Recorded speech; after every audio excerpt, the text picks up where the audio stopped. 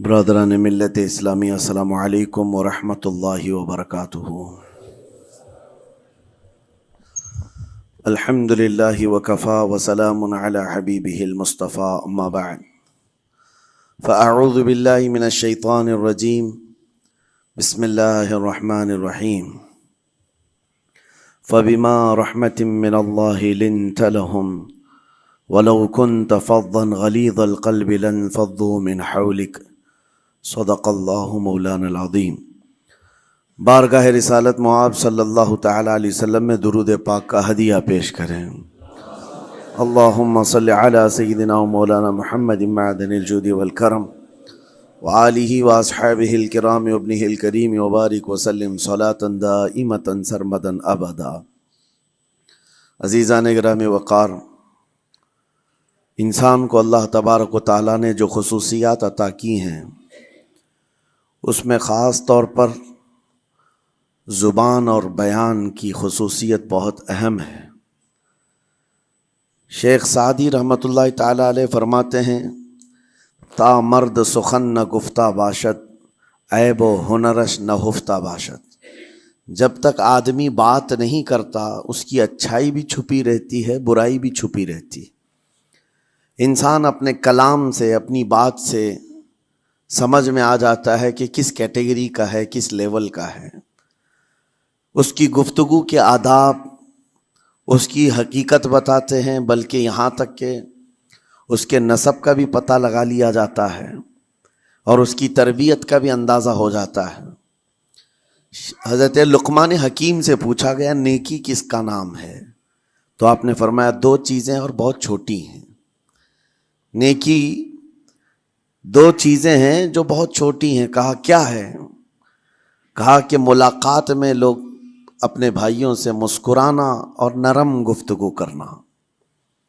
ساری نیکیوں کی جڑ ہے یہ، نرم گفتگو کرنا اور لوگوں سے خندہ پیشانی کے ساتھ مسکرا کر ملاقات کرنا۔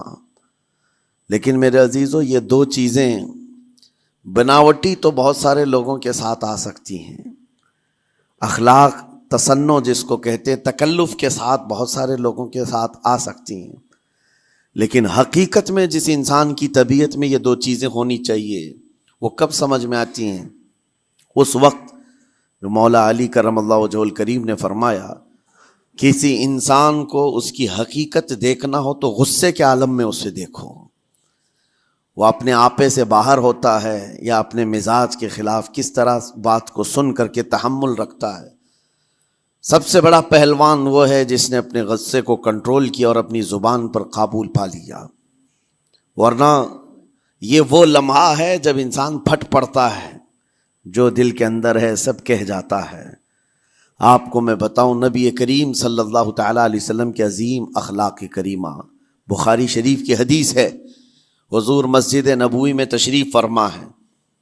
اس وقت مسجد نبوی، آج ہو سکتا ہے آپ کے ذہن میں جو امیج ہے مسجد نبوی کی، بہت بڑی عالی شان مسجد، لیکن وہ زمانہ نبوی میں اس طرح کی نہیں ہے۔ کچی دیواریں تھی، اوپر چھپر کے چھت پڑے ہوئے تھے اور مٹی کی زمین تھی۔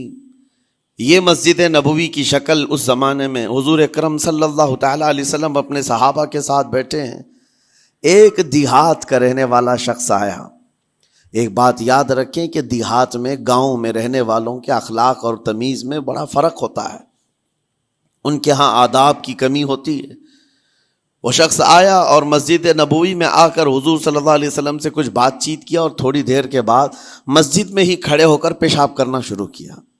بخاری شریف میں یہ حدیث موجود ہے۔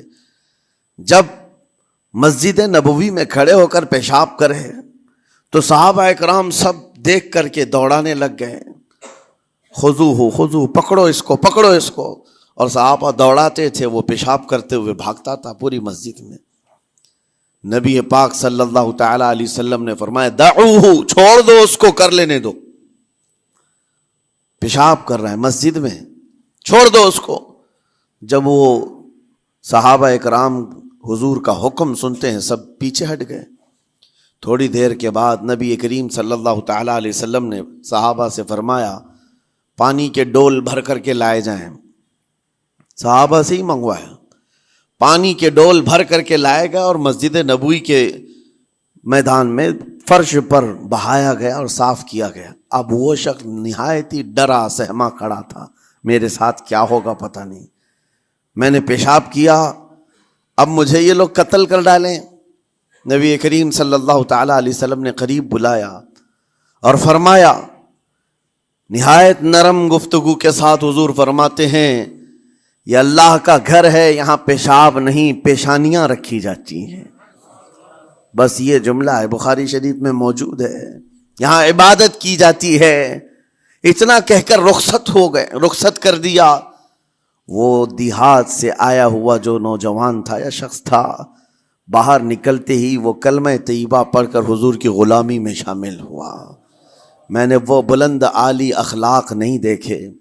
نبی کریم صلی اللہ علیہ وسلم کے بارے میں قرآن کہتا ہے، فَبِمَا رَحْمَةٍ مِّنَ اللَّهِ لِنْتَ لَهُمْ، اللہ کی رحمت سے آپ لوگوں کے لیے نرم ہیں، اس لیے لوگ آپ کے ارد گرد لگے ہوئے رہتے ہیں۔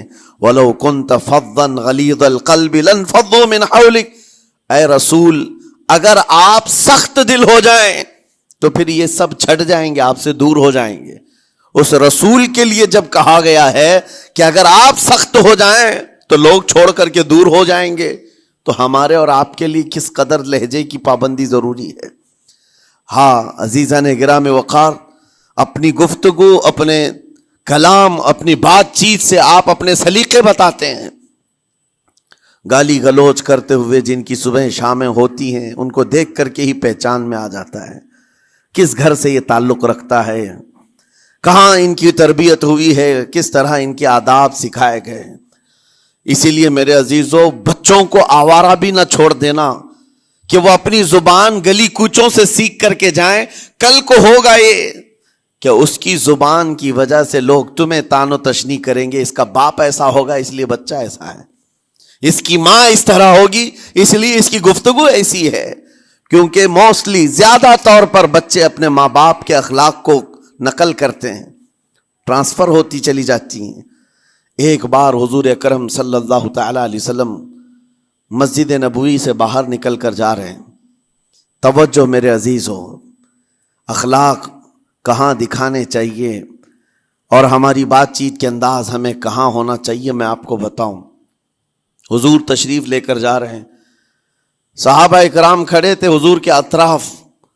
مدینہ طیبہ کی ایک بوڑھی خاتون جس کا ذہنی توازن کھویا ہوا ہے، یعنی وہ دماغی طور پر ڈسیبل ہے، اور وہ آئی جا رہی تھی۔ لوگ جب بھی اس کو دیکھتے راستہ کاٹ لیتے، وہ جس کو بھی پکڑتی تھی سنانا شروع کرتی تھی، جو منہ میں آئے بکنے لگ جائے، اور لوگوں کو تنگی محسوس ہونے لگتی۔ صحابہ نے دیکھا کہ یہ عورت آ رہی ہے، حضور کی طرف آ رہی ہے، سب نے حضور صلی اللہ علیہ وسلم کو گھیر لیا، اس کا راستہ روکنے کے لیے۔ اب آئے گی اور نبی کریم صلی اللہ علیہ وسلم کے پاس اگر زبان درازی کرنے لگ جائے، پاگل عورت ہے، اور بک بک کرنے لگ جائے، حضور پاک صلی اللہ علیہ وسلم کے ادب میں کہیں کمی نہ آ جائے۔ صحابہ کا یہ ہمیشہ اہتمام رہتا۔ حضور اکرم صلی اللہ علیہ وسلم نے دیکھا تو صحابہ سے کہا، ہٹ جاؤ، اس کو آنے دو، ہٹ جاؤ، اس کا راستہ چھوڑ دو۔ صحابہ نے کہا، یا رسول اللہ صلی اللہ علیہ وسلم، اس کا ذہنی توازن ٹھیک نہیں ہے، دماغی طور پر وہ عورت ٹھیک نہیں ہے، وہ آئے گی اور لمبی باتیں کرتی ہے، لا یعنی باتیں کرتی ہے، کہیں آپ کی شان پاک میں کوئی گستاخی نہ ہو جائے۔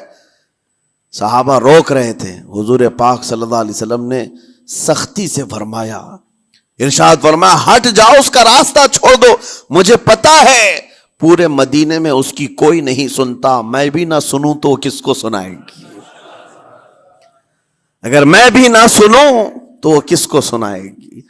یہ میرے مصطفیٰ کریم صلی اللہ تعالی علیہ وسلم کے دربار عالی جاہ کی وہ بلند اخلاق کریمانہ کی ایک مثال ہے، جس کو خود میرے آقا نے فرمایا، بعثت لأتمم مکارم الاخلاق۔ عزیزان گرامی وقار، لوگوں کے آج حالات ایسے ہیں کہ اچھے لوگوں کے ساتھ اخلاق الگ دکھائے جاتے ہیں، چھوٹے لوگوں کے ساتھ اخلاق الگ دکھائے جاتے ہیں۔ سٹیٹس کا آدمی ہو تو اس کے ساتھ ملنے کے طریقے الگ ہیں، اور غریب کوئی آ جائے، فقیر کوئی آ جائے تو اس سے ملنے کا انداز الگ ہو جائے، یہ نہ ہو۔ یہ ہم سب کے لیے نصیحت ہے۔ اسی ممبئی کی سرزمین پر میں آپ کو بتاؤں، ایک ماہم شریف میں بزرگ حاجی صاحب ہوا کرتے تھے، آج سے تقریباً 10-12 سال پہلے کی۔ وہ کئی لوگوں سے ایک سوال کرتے تھے پکڑ پکڑ کر کے کہ میرا ایک سوال ہے، آپ جواب دیں گے، میرا ایک سوال ہے۔ کئی علماء سے انہوں نے پوچھا، مجھ سے بھی انہوں نے، جب میں نیا تھا مصر سے پڑھ کر کے آیا تھا، میرے پاس آ کر کہا کافی سالوں سے میرے ذہن میں ایک سوال ہوتا ہے، میں آپ سے بھی پوچھنا چاہتا ہوں۔ کہا بتائیے کیا ہے؟ کہا میں حضور سرکار مجاہد ملت رحمت اللہ علیہ کا مرید ہوں۔ علامہ حبیب الرحمن مجاہد ملت، رئیس اعظم اڑیسہ، جن کے خدمات جلیلہ آج ہو سکتا ہے نئی جنریشن کو نہ معلوم ہو، ان کا لقب ہے مجاہد ملت، جنہوں نے سنیت کی بقا کے لیے اپنا تن من دھن سب قربان کیا تھا۔ وہ مجاہد ملت عظیم بزرگ ولی کامل ہے۔ یہ حاجی صاحب کہتے ہیں کہ میں ایک نارمل آدمی تھا، کڑیا تھا، یعنی گھر بنانے کا کام کرتا تھا۔ جب وہ ممبئی تشریف لاتے تو دوڑ کر کے ہر جگہ سے لوگ ملنے آتے، میں بھی گیا تھا، اور اس وقت میں جوان تھا۔ حضور مجاہد ملت رحمت اللہ علیہ کی بات وہ بتا رہے ہیں کہ لوگ لائن لگا کر کے مصافحہ کر رہے تھے، مل رہے تھے۔ جب مل رہے تھے تو پھر میرا نمبر آیا، میں ملنے کے لیے گیا۔ بزرگوں کے سب ہاتھ چومتے ہیں، یہ ہمارے سنیوں کے طور طریقے ہیں۔ ادب، علماء ذوی الاحترام کے ہاتھوں کا بوسہ لینا یہ مستحسن ہے، یہ ہمارے آداب میں سے، معمولات اہل سنت میں سے۔ تو جب سب لوگ ان کے دست بوسی کر رہے تھے، ہاتھ چوم رہے تھے، میں بھی قریب گیا، اور جب میرا نمبر آیا میں ہاتھ چومنے کے لیے گیا تو انہوں نے میرا ہاتھ لے کر خود ہی چوم لیا۔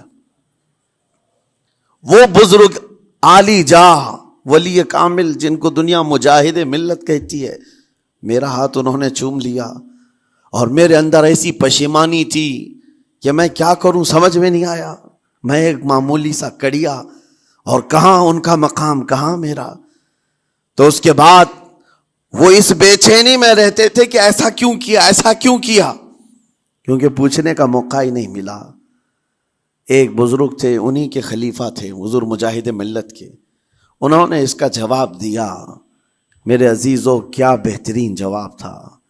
حضرت مجاہد ملت رحمت اللہ تعالی علیہ یہ چاہتے تھے کہ ہزاروں لوگ ہماری تعظیم کرتے ہیں تو کہیں ہمارے دماغ میں بادشاہت کا خیال نہ آئے، ہم غریب اور فقیر کا ہاتھ چوم کر اپنے نفس کی مخالفت بھی کرتے ہیں۔ اخلاق کریمانہ دکھانے کے لیے اسٹیٹس والوں کے ساتھ ہی نہیں، غربا فقراء کے ساتھ بھی وہ اخلاق ہوں۔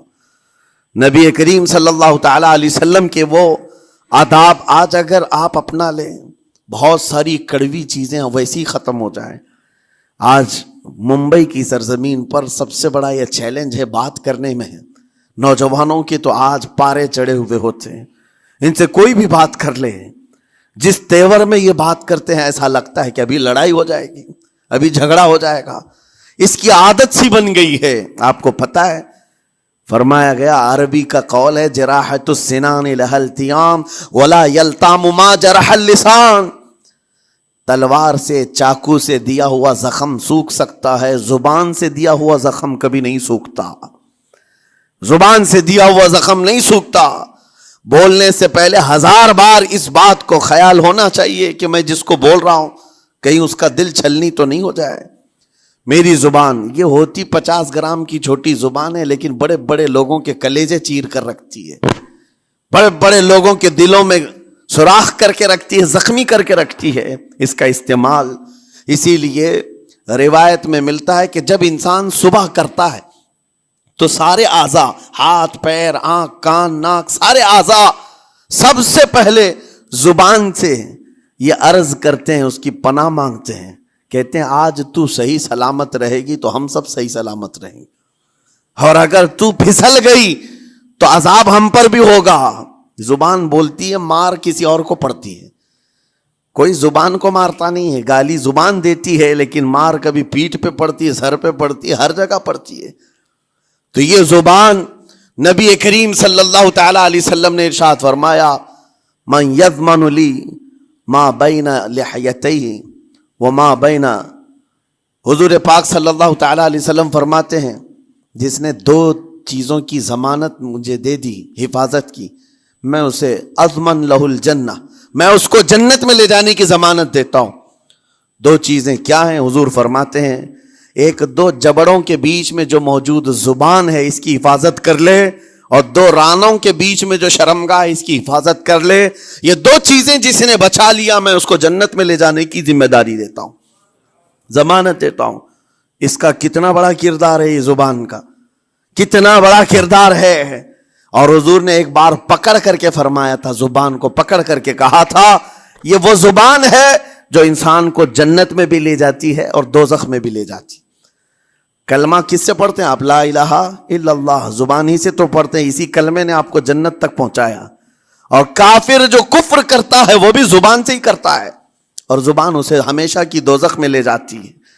اس زبان کو چلانے سے پہلے 1000 بار سوچ لیں کہ آج لہجوں کی سختیاں بڑھتی چلی گئیں، اور آپ کو پتہ ہے قرآن پاک میں رب تعالیٰ نے یہ فرمایا وَلَا تَقُلْ لَهُمَا اُفٍّ وَلَا تَنْهَرْهُمَا، والدین کے بارے میں بچوں کو کیا کہا گیا؟ ان کو اف تک نہ کہو۔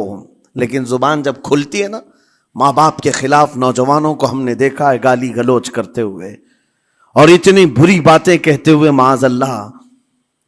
عزیزان گرامی وقار، حضور نے تو یہ فرمایا جس نے پلٹ کر کے اپنے ماں اور باپ کو سخت لہجے میں بات کیا یا ان کی نافرمانی کی، حضور فرماتے میرا دل چاہتا ہے کہ اس کے گھر کو آگ لگا دوں، آگ لگا دوں۔ اس لیے اس بات کو ہمیشہ یاد رکھیں، تمہارے لہجے کی سختیاں کسی کو زخمی کر دیں تو آخرت خراب ہو جائے گی، آخرت خراب ہو جائے گی۔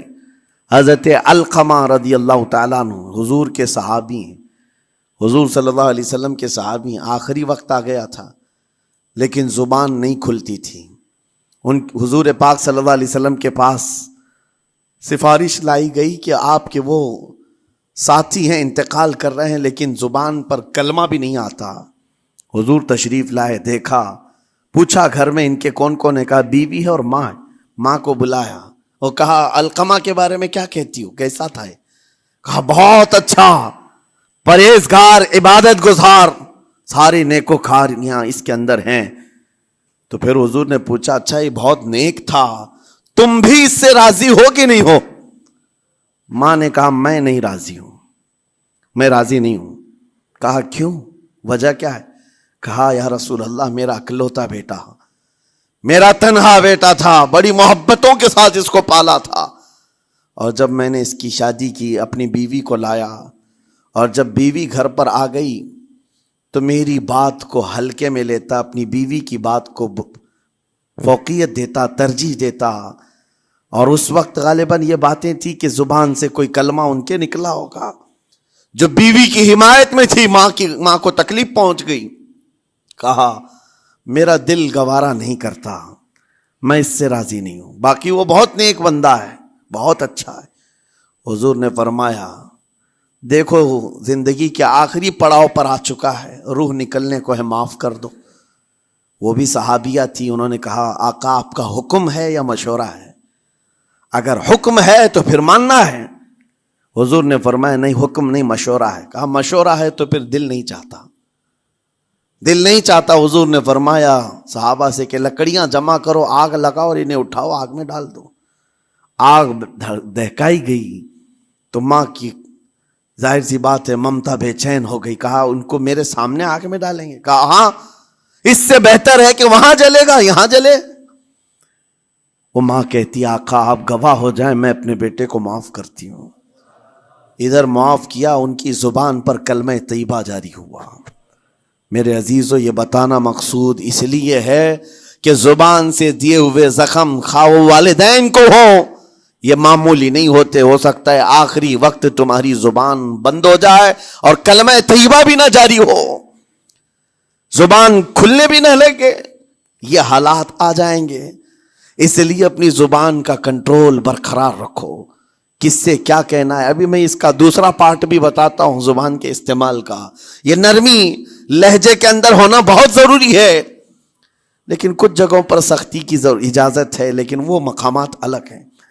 نرم لہجہ حضور پاک صلی اللہ تعالی علیہ وسلم کے فرامین میں سے ہے۔ ایک بات بڑی بغداد مقدسہ میں نے ایک ولی پاک کی زیارت کی، ان کے آستانے پر بھی میں ابھی بیان کیا تھا۔ حضرت بہلول دانا مجذوب بزرگ تھے، اور بغداد کی گلیوں میں کہیں پر بھی بیٹھ جاتے تھے، اور جو جانکار تھے وہ سمجھتے تھے یہ اللہ والا بندہ ہے۔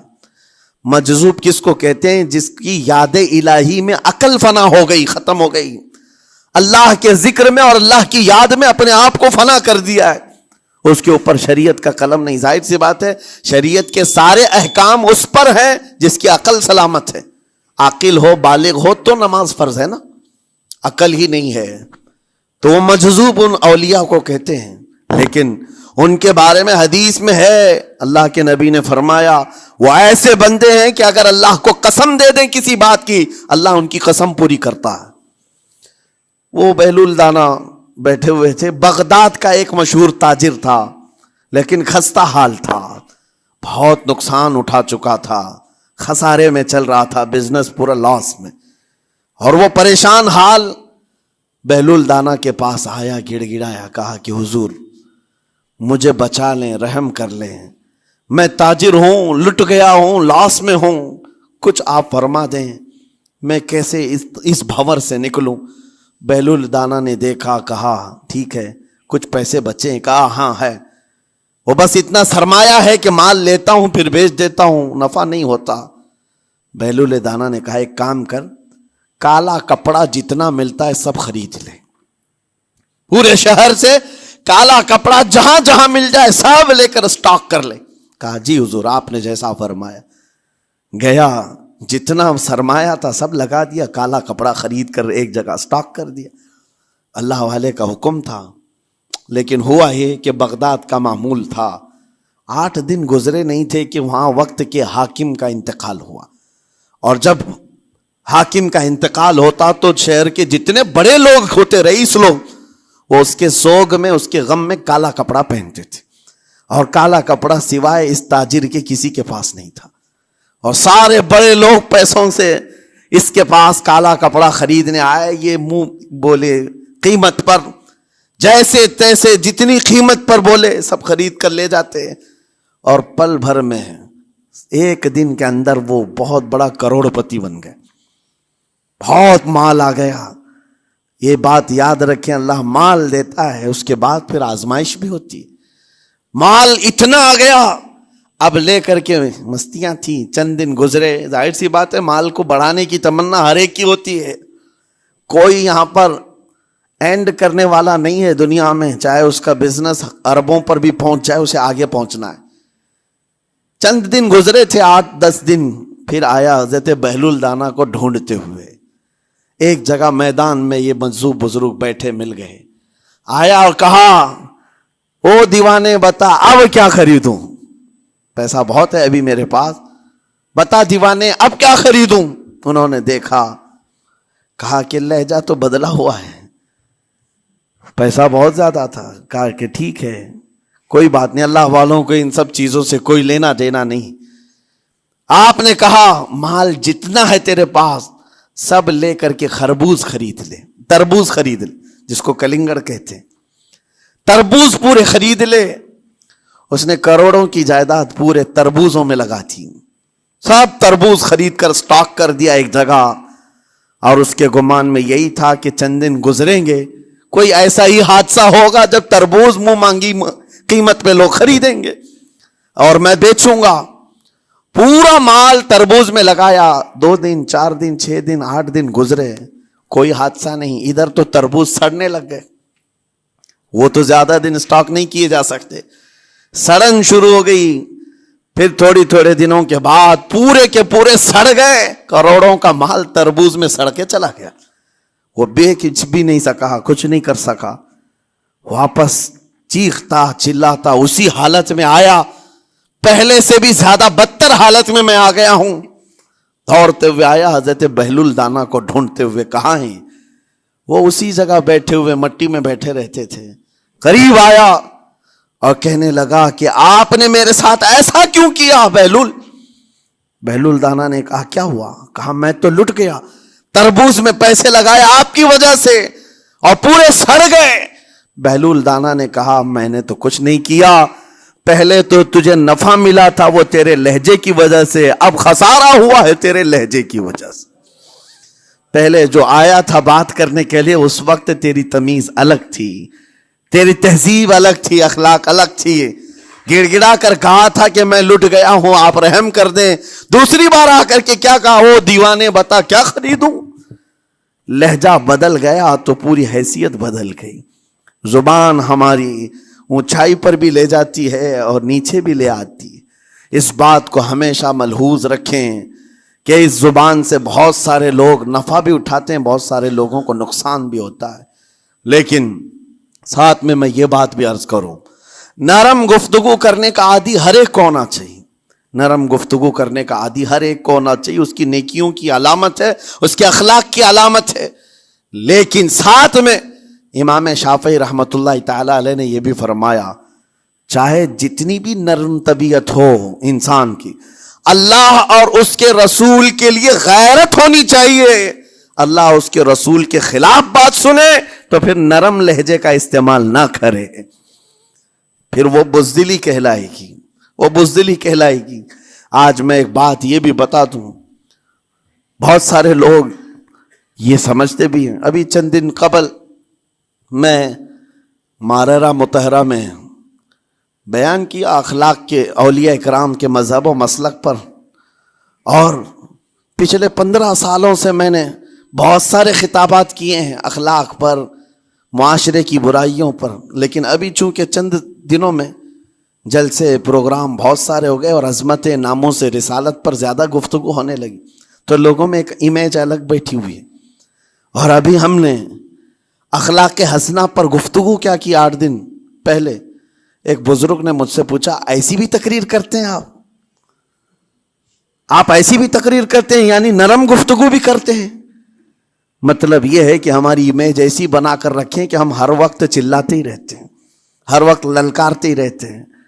میرے عزیزوں، میں یہاں پیغام دینا چاہتا ہوں، ہم قرآن کے اس آیت پر عمل کرنا چاہتے ہیں جو مولا نے فرمایا اشداء علی الکفار رحماء بینہم، مومنین کی شان ہے، صحابہ کی شان ہے، وہ کافروں پر سخت ہوا کرتے ہیں اور مومنوں کے لیے نرم دل ہوا کرتے ہیں۔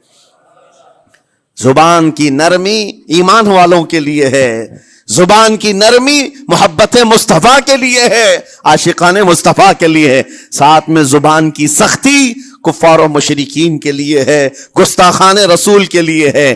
اور اگر یہ چیز نہیں آئی تو پھر آپ سمجھ لیں نیک اس وقت نہیں کہلائے گا آدمی۔ بعض لوگوں کو ایسا لگتا ہے نرم بات کرنا چاہیے، نرم گفتگو، بالکل صحیح ہے، یہ اخلاق ہے، لیکن اگر ایسے مقامات پر جہاں تمہارے نبی کو کوئی گالی دے رہا ہو، رب کی شان میں کوئی بھونک رہا ہو، اس وقت تم کہو کہ اخلاق ہے، نرم بات کرنا چاہیے، یہ بے غیرتی ہے، یہ بے غیرتی ہے۔ تمہاری بیوی کو اگر تمہارے سامنے کوئی چھو دے اور اس کے بعد تم ہنس کر کے اس سے کہو ٹھیک ہے جائیے صاحب، آپ کو کہا جائے گا بے غیرت آدمی، بے غیرت آدمی ہے۔ انسان کو اپنی بیوی، اپنی بیٹی، اپنی ماں پر بھی غیرت ہوتی ہے، وہ سنتا نہیں ہے، یہ پیدائشی ہے، فطرت ہے انسان کی۔ اور مومن کی شان یہ ہے، سب سے بڑی غیرت اس کے لیے اللہ اور اس کے رسول کے لیے ہوا کرتی ہے، اللہ اور اس کے رسول کے لیے۔ ماں اور باپ کو گالیاں ایک وقت میں برداشت کر بھی لے جائے، لیکن اللہ اور اس کے رسول کی شان میں وہ ہرگز برداشت نہ کرے، یہ ایمان کی علامتوں میں سے ہے۔ بہرحال میں نے زبان کے دونوں استعمال آپ کو بتائے، سخت لہجے بھی ہیں، نرم لہجے بھی ہیں، لیکن جب آپ کا پالا کسی گستاخ سے نہ پڑے تو ہمیشہ نرم گفتگو کرنے کے عادی بنے۔ مومنین میں نرم لہجے کا اختیار ہمیشہ رہے، اس سے اخلاق آپ کے بتائے دکھائے جاتے ہیں، اس سے آپ کے اخلاق معلوم ہوتے ہیں، ساتھ ہی معاشرے میں نرمی اور محبت کا ماحول بھی قائم ہوتا ہے۔ ڈانٹنے کے طریقے بھی میں آپ کو بتاؤں، میرے والد اگرامی فرمایا کرتے تھے، حضور حافظ ملت رحمت اللہ علیہ جو الجامعۃ الاشرفیہ مبارک پور کے بانی ہیں اور بڑے محدث، جنہوں نے ایک نہیں ہزاروں عالم پیدا کیے، اس ہندوستان کی بات کر رہا ہوں، حافظ ملت رحمۃ اللہ علیہ پوری بخاری شریف پڑھاتے تھے، تقریباً 40 سال تک انہوں نے پڑھایا بخاری شریف. میرے والد ان کے شاگرد ہیں. فرماتے ہیں جب وہ بہت زیادہ ناراض ہو جاتے کسی سے، ڈانٹنا ہوتا، ہر استاد بچے کو ڈانٹتا ہے، کبھی کچھ بچہ نافرمانی کر جائے یا مزاج کے خلاف بات کرے تو استاد ڈانٹتا ہے. تو حافظ ملت رحمۃ اللہ علیہ اگر کسی شاگرد کو ڈانٹتے بھی غصے میں تو کہتے ہیں اے جنتی کیا کر رہا ہے. کہتے ہیں اگر یہ جملہ قبول بھی ہو جائے تو بچہ جنتی ہو جائے. لہجے کی یہ استعمالات اولیاء سے سیکھو میرے عزیزو. غصے پر کنٹرول اس وقت تمہارے اخلاق معلوم ہوتے ہیں جب تمہارا غصہ عروج پر ہوتا ہے. اس وقت تمہاری حقیقت لوگوں کے سامنے آتی ہے. وہ اپنے شاگردوں کو ڈانٹتے بھی تو جنتی کہہ کر ڈانٹتے ہیں، یعنی کوئی گالی نہیں ہے، کوئی برے کلمے نہیں ہیں، بلکہ ایسا جملہ ہے کہ اگر قبول بھی ہو گیا استاد کی زبان سے، اس کی تو زندگی وصول ہوگی، اس کا بیڑا پار ہو گیا. ہمارے درمیان ماں باپ کو بھی یہ چاہیے کہ بچوں کو کس طرح کے اخلاق آپ دے رہے. گفتگو کرنے کے متعلق قرآن میں اللہ تعالیٰ نے آداب بتائے ہیں. جب آپ گھروں کے اندر موجود ہوں تو بچوں کے سامنے کس طرح کی گفتگو کیا کریں گے، کیسی بات کریں گے. شوہر اور بیوی جس طرح کی باتیں کر رہے ہیں بچے کے دماغ میں وہ پورا کا پورا چھپتا ہے، ٹرانسفر ہوتا ہے. اسی لیے کہا گیا ایڈلٹ گفتگو کبھی بھی بچوں کے درمیان نہیں کی جائے گی. جو میچورٹی میں نہیں ہے ان بچوں کے سامنے ماں اور باپ بیٹھ کر کے کلام بھی نہ کریں، بات نہ کریں. معاشرہ تو آج ایسا ہے سب پوری فیملی لے کر کے بیٹھے ہوئے ہیں، اور حد تو یہ ہے کہ گندی فلمیں سامنے لگی ہوئی رہتی ہیں. وہ کیسے بچا پاؤ گے؟ 4 سال 5 سال کے بچے کے اندر بھی وہ گفتگو، وہ مکالمات، ایک دوسرے سے بات کرنے کی تمیزیں، وہ سب وہاں سے سیکھتا آ رہا ہے. گھروں کے اندر ماحول کو تبدیل کرنے کے لیے آپ کی اپنی زبان پر کنٹرول اور اپنے بچوں کی تربیت اور ان کی زبان پر کنٹرول بہت ضروری ہے. پھر دیکھنا آپ یہ معاشرہ پیدا کر کے کل کو آپ کا بچہ نکلے گا، اس کی تمیز، اس کے اخلاق پر ہر کوئی اش اش کرے گا. چند دنوں کی محنت ہے آپ کی، لیکن بچے جب سلیقے کے ساتھ گفتگو کریں تو لوگوں کا دل جیت لیا کرتے ہیں. بات کرنے کے آداب ایسے ہیں کہ لوگ دل جیت لیا کرتے ہیں. یہ میرے استاد گرامی مصر کے رہنے والے تھے. جب خطابت ہمیں سکھا رہے تھے گفتگو کرنے کے آداب، تقریر کرنے کے آداب، تو ایک امام غزالی کا قول تھا کلم الناس علی قدر عقولہم، لوگوں سے ان کی عقل کے مطابق بات کرو. اس پر وہ سمجھاتے ہوئے ہمیں ٹریننگ دیتے تھے اور کہتے تھے کہ تمہارے پاس آنے والے کئی طرح کے لوگ ہوں گے. اگر تم امام ہو، اگر داعی ہو، خطیب ہو، مقرر ہو، کوئی غریب گھر سے، کوئی بڑے امیر گھر سے، کوئی پڑھا لکھا آئے گا، کوئی جاہل ہوگا، کوئی بدتمیز بھی ہوگا، کوئی نیکوکار، کوئی گنہگار، سب طرح کے مکس مجموعہ تمہارے پاس ہوگا. ان سے خطاب کرنا، ان سے بات کرنا، کس انداز سے بات کرو گے، کیسے ان سے کلام کرو گے. میرے عزیزو یہ ہمارا اپنا ہنر نہیں ہے. ہم جو آپ کے سامنے گفتگو کر رہے ہیں یہ ہمارا فن نہیں ہے، یہ اپنا پیدا کیا وہ ہنر نہیں ہے. ہمیں سکھایا گیا تھا صرف اور صرف آپ کو اس مجمع سے اور یہ آئے ہوئے جمع غفیر سے بات کرنے کے لیے ایک ہی اسلوب اپنانا ہے. دیکھنا ہے کہ رسول اللہ کیسے بات کیا کرتے تھے.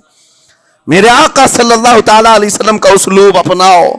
حضور کے خطبے دیکھو، حضور جب خطاب کرتے، ظاہر سی بات ہے مسجد نبوی میں اس وقت بھی لوگ، ہر طرح کے لوگ آتے، دیہات کے بھی تھے، شہر کے بھی تھے، اعلیٰ دماغ والے لوگ اور کئی الگ الگ قسم کے لوگ آتے. حضور کا خطاب سب کے لیے تھا.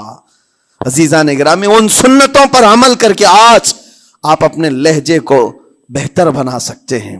بس میری گفتگو کا خلاصہ یہی ہے کہ اللہ تعالیٰ ہمیں زبان کا صحیح استعمال عطا فرمائے، ورنہ یہ زبان کی سختیاں اور اس کی کڑواہٹ ہمیں دوزخ میں بھی لے جاتی ہے، دوزخ تک لے جا سکتی ہے. اللہ تعالیٰ اس کی مکاریاں، اس کی عیاریاں اور اس کی شرانگیزیوں سے ہم سب کی حفاظت فرمائے. ساتھ میں یہ بھی میں بتا دوں، وہ زبان پاک نہیں بولتی، وہ زبان پاک نہیں بولتی جو حلال نہیں کھاتی. یہ بھی بزرگوں نے فرمایا ہے، یہ زبان پاک نہیں بولتی جو حلال نہیں کھاتی. اسی سے ہر کچھ گزرتا ہے، اندر پیٹ میں جاتا ہے. حلال لقمے اس سے گزارو تو زبان پاک بولے، اللہ کا ذکر کرے اور تمہیں زبان میں وہ لذت آنے لگ جائے. لیکن اس سے حرام لقمے گزارتے رہو گے، اس کے لہجے کی سختیاں بھی آ جائیں گی، اس کے اندر کڑواہٹ بھی آ جائے گی، گالی گلوچ، یہ سارے استعمالات یہ زبان کرنے لگ جائے گی. کیوں؟ اس سے حرام لقمے جو گزارے جا رہے ہیں. اس چیز کا بھی خیال ضروری ہے. زبان کو جس طرح کا پیٹرول دو گے ویسی چلے گی یہ گاڑی. جس طرح کا ڈیزل اس کے اندر ڈالتے ہو، حرام یا حلال، یہ بہت معنی رکھتا ہے. اور ایک بات یہ بھی سن کر کے چلے ہیں کہ حضرت سلیمان علیہ السلام کے زمانے میں ایک مناظرہ ہوا تھا علماء کا. بعض لوگوں نے کہا کہ انسان کی ایک جماعت تھی، انسان کی زبان افضل ہے، منہ افضل ہے، اس لیے کہ وہ اللہ کا ذکر کرتی ہے. بعض نے کہا کہ نہیں، انسان کے پیچھے کا مقام اچھا ہے، اس سے بہتر ہے. یہ دونوں کی تکرار میں حضرت سلیمان علیہ السلام کے پاس بات آئی، آپ بتائیں. تو ان سے پوچھا تم اتنی بڑی بات کیوں کہہ رہے ہو؟ اس کے پیچھے کا مقام اچھا ہے. کہا کہ اس لیے کہ وہ صرف نجاست نکالتا ہے، وہ صرف نجاست نکالتا ہے، وہ مقام غلاظت باہر کرتا ہے، غلاظت اندر لیتا نہیں. زبان غلاظت اندر بھی لیتی ہے، حرام کھاتی بھی ہے، لوگوں کو زخمی بھی کرتی ہے. ان علماء کی دلیل تھی. تب آپ نے فرمایا بات ٹھیک ہے، جس انسان کا زبان پر کنٹرول نہیں، حرام کھاتا ہو اور بد کلامی کرتا ہو، گالی گلوچ ساری چیزیں کرتا ہو، آپ نے فرمایا اس سے بہتر اس کا پیچھے کا مقام ہے. اور جو انسان کنٹرول رکھتا ہے، حلال کھاتا ہے اور لہجے کی نرمی رکھتا ہے، ظاہر سی بات ہے اس کا منہ ہی افضل ہے، اس کی زبان افضل ہے. اب یہ تو فیصلہ سب کا ہے، کس کو کیا چیز اختیار کرنی ہے. عزیزان گرامی اوقات، یہ بہت بڑی بات ہے جو میں آپ کے سامنے کہہ رہا ہوں.